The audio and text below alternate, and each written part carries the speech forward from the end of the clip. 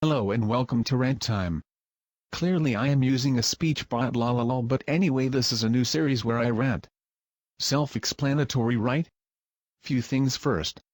I hope that I won't have to do this very often, but here is the ranting. Also keep in mind most episodes will be shorter. Feel free to post new topics and comments.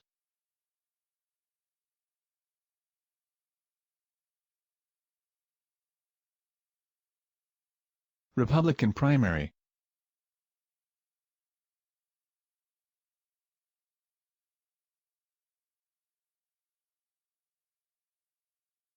Today's topics: Sopa, Republican primary, new NJ bullying law.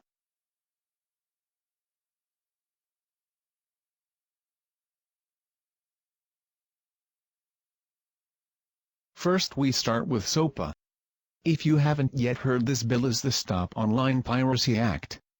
Let's start with an explanation of the current copyright laws. Here's what's legal: posting a video to YouTube with copyrighted game, song, TV show, or movie while stating you do not own any of it. Also, you must not be doing this with intention of distribution. EX. My videos are legal. Another example is, say you wanted to tell everybody about a new movie you saw. You decide to tweet this to Twitter: I just saw the new Harry Potter movie. Loved it. Currently this is legal since you are stating its copyrighted name without saying you own the rights to it. Also, there is no distribution of the movie.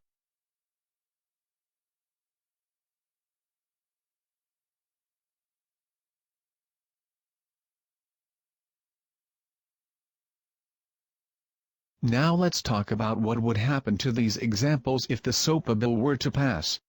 You posted that video and did everything I stated. Unfortunately, it's not enough since it contains copyrighted anything at all without getting permission. The outcome of this is separated into severities. Keep in mind, next step up on severity includes all preceding consequences. All severities are determined by a judge.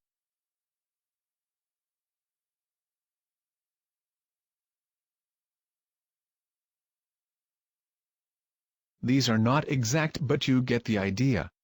Severity 1, you are asked to remove the copyrighted media and/or entire video. Severity 2, the video is taken down with no warning. Severity 3, you are fined. Severity 4, prison sentence. Severity 5, the severity can come before or after 4 depending on the site. The website will be taken down. Okay, so if I were to do this, all of YouTube could shut down?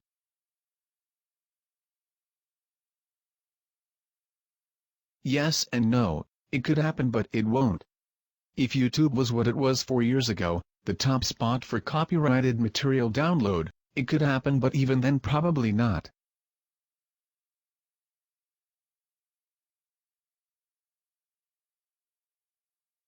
On to the second example, you tweeted the tweet. Same deal as the first example. The name is copyrighted, so the severities are the same, except instead of a video it's a tweet. Once again, it is very unlikely that Twitter would be taken down, but it could happen. Also, you would be much less likely to receive a fine or jail time because you are not sharing any media except the name.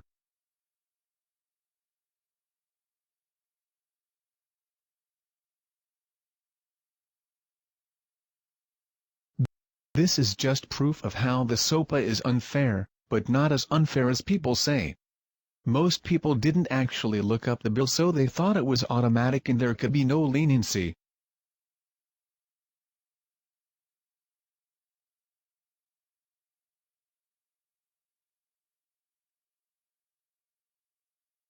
Some more facts about SOPA is you can't have a link to any copyrighted media on your website.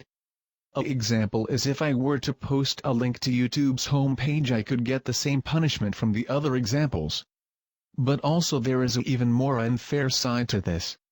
Let's say for whatever reason YouTube wasn't copyrighted, I would be able to link its homepage, right?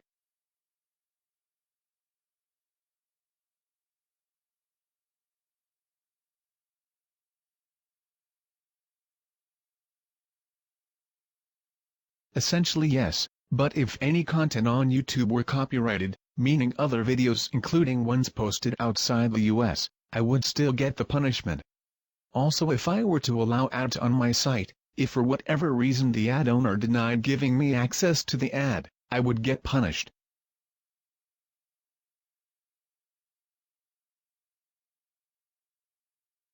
All in all, have whatever opinion you want about Sopa, but just remember what I have told you. And also think about this. If our government restricts us like this, who knows where it will stop? My social studies teacher gave me a great example of this. What if a law got passed banning the burning of the US flag? Alright, simple as that, right? But what if I printed out a picture of a flag and burned that? Will they then ban that? I could just pull up a picture of it on my computer and burn my computer. I could draw one and burn it. Pretty soon they would end up banning the possession of flags. When you ban stuff from people as stubborn as us, it's a downward spiral.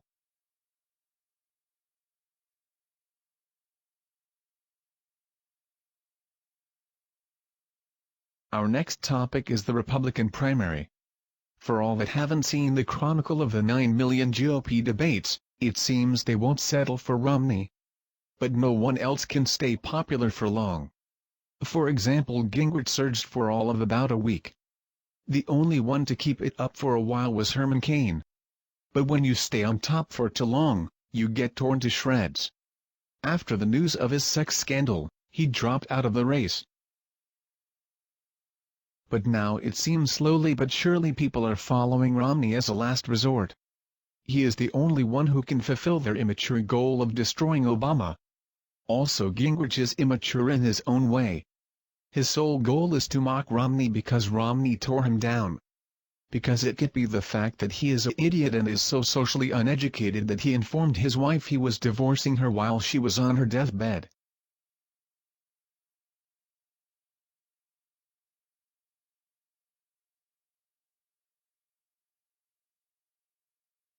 Goes to show how corrupt politics is.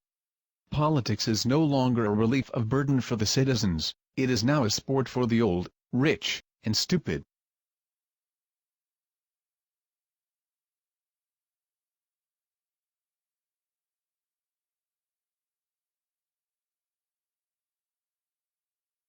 And final topic is the new NJ bullying law. Even as a kid who was bullied growing up, it really isn't a big deal. I am in no way saying that all cases are like this, because some are very severe, but usually it's just some random half-assed insult that comes out of a big unintelligent ape. Sometimes a kid doesn't need hugs and warmth to help the pain of bullying. Sometimes they just need to think about the other person as what they really are, and not always as superior.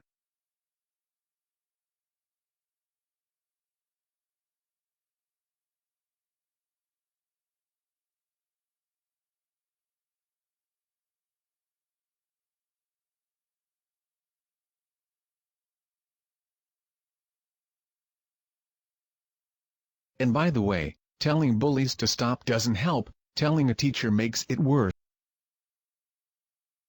Ignoring it only encourages the bully, and fighting back is really the only effective thing. By fighting back I don't mean being a bully. What I am saying is if someone points out your flaws, inform them that maybe they aren't perfect either, except don't say it nice enough so you seem like a pushover or mean enough so it causes a problem. Most of all, make sure what you're saying makes sense, not too complicated, but not immature like a your mom comeback.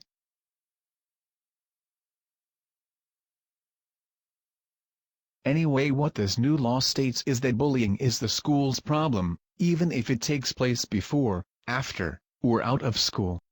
An example of this is if I were on vacation in France, and I saw a fellow student, if I bullied them, it's the school's problem.